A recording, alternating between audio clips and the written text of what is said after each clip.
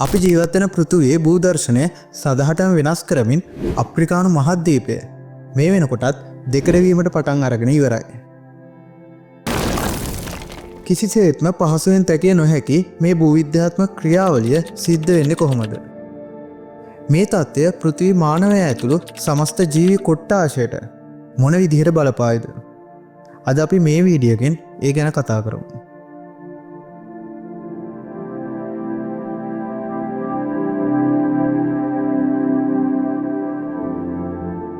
අදින්වසර මිලියන 300කට කලින් පෘථිවිය තුළ අද තිබෙනා වගේ මහද්වීප 7ක් තිබුණේ නැහැ. ඒ වෙනුවට තිබ්බේ එක සුපිරි මහද්වීපයක්.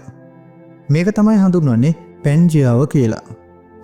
අපි මේ කතා කරපු පැන්ජියාව කියන සුපිරි මහද්වීපය මීට වසර මිලියන 190ත් 170ත් අතර කාලයේදී බිඳ වැටෙනවා. මේ බිඳ වැටීමේ ප්‍රතිඵලයක් විදිහට තමයි අද පවතින විදිහට මහද්වීප නිර්මාණය වෙලා තියෙන්නේ.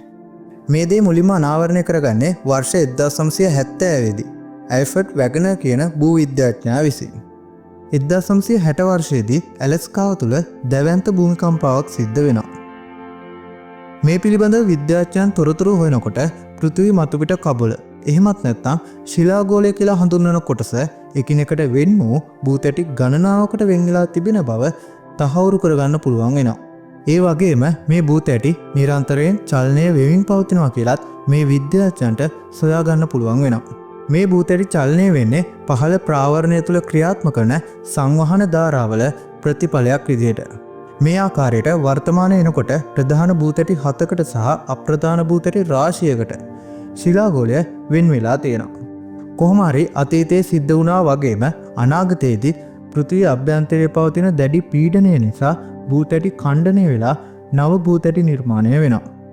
ඉතින් මේ භූවිද්‍යාත්මක ක්‍රියාවලිය කිසිසේත්ම මිනිසාට පාලනය කළ නොහැකි ස්වභාවිකව සිද්ධ වෙන දෙයක්. අප්‍රිකානු සමස්ත භූමිය අයත් වෙලා තියෙන්නේ අප්‍රිකානු භූතැටියට. එහෙමත් නැත්නම් අප්‍රිකන් ප්ලේට් එකට.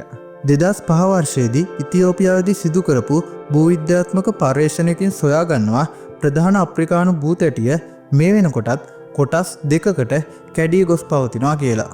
ඒ වගේම විද්‍යාඥයන් වඩාත් පුදුමයට පත්වන්නේ මේ කොටස් දෙක එකිනෙකින් ඈත්වමින් පවතිනවා කියලා සොයා ගැනීමත් සමග. මේ විදිහට අප්‍රිකානු භූතැටිය ඛණ්ඩනය වෙලා නිර්මාණය වෙච්ච උපභූතැටි දෙක තමයි නියුබියන් භූතැටිය සහ සෝමාලියානු භූතැටිය කියලා කියන්නේ. විද්‍යාඥයන් සිදු කරලා තියෙන පර්යේෂණ වලට අනුව අවුරුද්දකට මිලිමීටර් කිහිපය බැගින් සෝමාලියානු භූතැටිය නියුබියන් භූතැටියෙන් ඈත් වෙමින් පවතිනවා. ඒ කියන්නේ අප්‍රිකානු මහද්වීපයේ සෙසු ප්‍රදේශවලින් ඉතියෝපියාව, ටැන්සානියාව, සෝමාලියාව ඇතුළු රටවල් බොහෝමයක් අන්තර්ගත වෙන විශාල භූමියක් වෙන වෙනින් පවතිනවා කියන එක. මේ ආකාරයට සිදුවන භූවිද්‍යාත්මක ක්‍රියාවලියේ ප්‍රතිඵලයක් විදිහට පොළොවේ දැවැන්ත පැලීම්, ගිනිකඳු පිපිරීම් සහ දැවැන්ත භූමිකම්පා සිද්ධ වෙන්න පුළුවන්. කොහොම හරි සෝමාලියානු භූතැටිය නියුබියන් භූතැටියෙන් සම්පූර්ණයෙන්ම වෙන් වෙලා මේ භූතැටි දෙක අතර සාගරයක් නිර්මාණය වීමට නම් තවත් වසර මිලියන 10ක් පමණ ගත වෙනවා.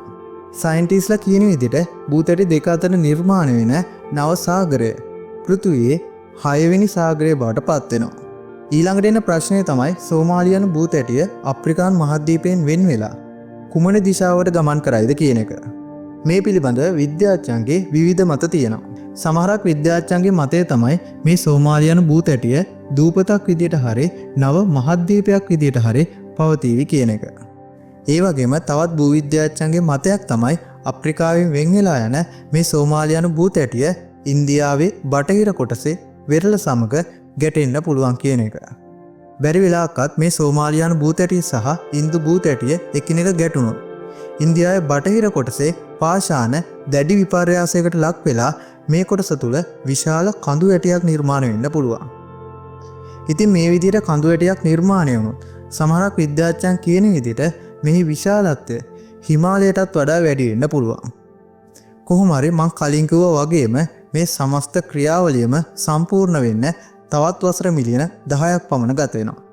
ඉතින් මේ වගේ දීර්ඝ කාලයකට පස්සේ මේ සම්පූර්ණ ක්‍රියාවලියම S2 නරඹන්න මිනිස්සු ඒ වෙනකොටත් පෘථිවිය තුල සිටීවිද නැද්ද කියලා තවමත් අපිට කියන්න බෑ. ඉතින් අද අපි මේ වීඩියෝෙන් කතා කරේ අප්‍රිකානු මහද්වීපයේ දෙකඩ වීම පිළිබඳව. ඉතින් අද වීඩියෝ එක ගැන ඔයගොල්ලෝ මොකද්ද හිතන්නේ? අද වීඩියෝ එක හොඳයි නම් අනිවාර්යෙන් අපේ channel එක subscribe කරන්න. ඒ වගේම මේ වගේ වීඩියෝස් බලන්න කැමති යාළුවන්ටත් අනිවාර්යයෙන්ම මේ වීඩියෝ එක ෂෙයා කරන්න. ආයේ මේ වගේ වීඩියෝ එකකින් ඉක්මනට හම්බ වෙමු.